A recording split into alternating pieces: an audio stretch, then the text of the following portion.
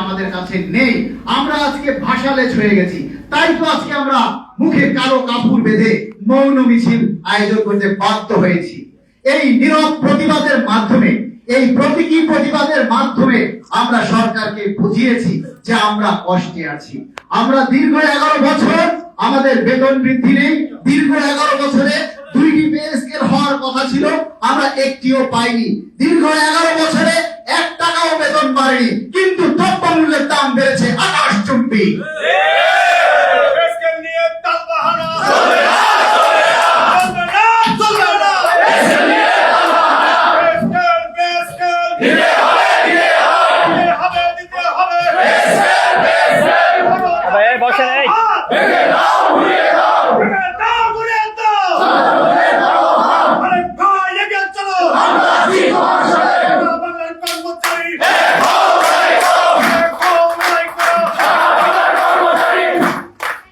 আপনারা জানেন আমাদের অনেক বিশেষজ্ঞ আছে, অনেক অর্থনীতিবিদ, অনেক সুশীল সমাজ আছে।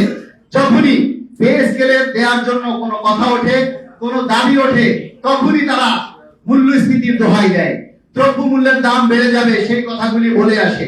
আমরা তাদেরকে আজকে স্পষ্ট ভাষায় বলতে চাই, এই 11 বছরে একটা বেতন বাড়েনি। 11 বছরে কারো ভাগ্যের পরিবর্তন হয়নি। 11 বছরে কারো গ্রেড পরিবর্তন হয়নি, কারো টাইম স্কেল লাগেনি, কারো সিলেকশন গ্রেড লাগেনি, কিন্তু 11 বছরে দাম থেমে থাকেনি। 11 বছরে দ্রব্যমূল্যের দাম কিন্তু কয়েক গুণ আকারে বেড়ে গেছে।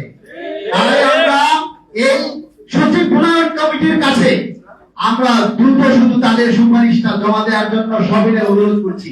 আজকে এই পে স্কেল যদি বাস্তবায়ন হয়, তাহলে কি শুধু সরকারি কর্মচারীরাই পাবে, নাকি কর্মকর্তারাও পাবে, সচিবরা পাবে, পুলিশেরা পাবে, সেনাবাহিনী পাবে, র্যাব পাবে, বিভিন্ন গোয়েন্দা সংস্থার লোকেরা পাবে?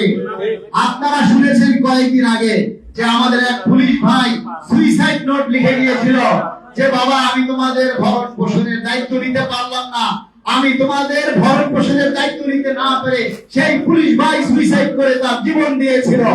আমরা চাই না কোন কর্মচারী যাতে সংসার চালাতে না পেরে, ভরণ পোষণের চাহিদা মেটাতে না পেরে যেন তাদেরকে আর কাউকে সুইসাইড করতে না হয়।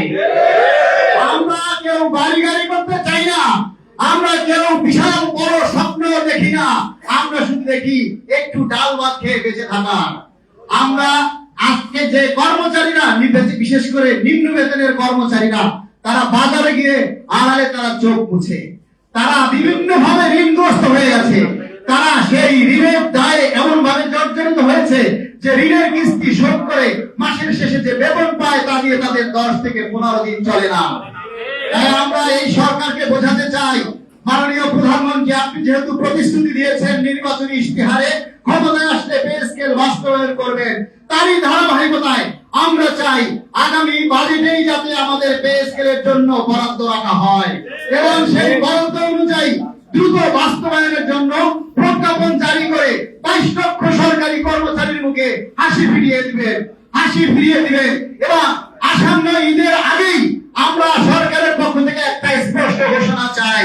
আমরা পে স্কেল বাস্তবায়ন নিয়ে সরকারের পক্ষ থেকে সুনির্দিষ্ট একটা স্পষ্ট বা আনুষ্ঠানিক ঘোষণা চাই, তাহলে আজকে কর্মচারীদের মধ্যে স্বস্তি ফিরে আসবে।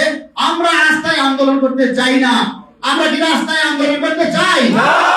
আমরা কেউ রাস্তায় আন্দোলন করতে চাই না। আমরা পরিশেষে মাননীয় প্রধানমন্ত্রীর কাছে অনুরোধ করতে চাই, মাননীয় প্রধানমন্ত্রী, আপনি সবকিছু যখন করতে পারছেন, আমাদের এই পে স্কেল আপনারা বাস্তবায়ন করতে পারবেন, সেই আত্মবিশ্বাস আমাদের রয়েছে। আমরা জোর দাবি জানাই যে আগামী বাজেটে যাতে আমাদের বরাদ্দ রেখে দ্রুত পে স্কেল বাস্তবায়নের জন্য প্রজ্ঞাপন জারি করা হয়। এই দাবিতে আমরা সারা বাংলাদেশ আজকে সোচ্চার আছি। সবাই ভালো থাকবেন। আসসালামু আলাইকুম।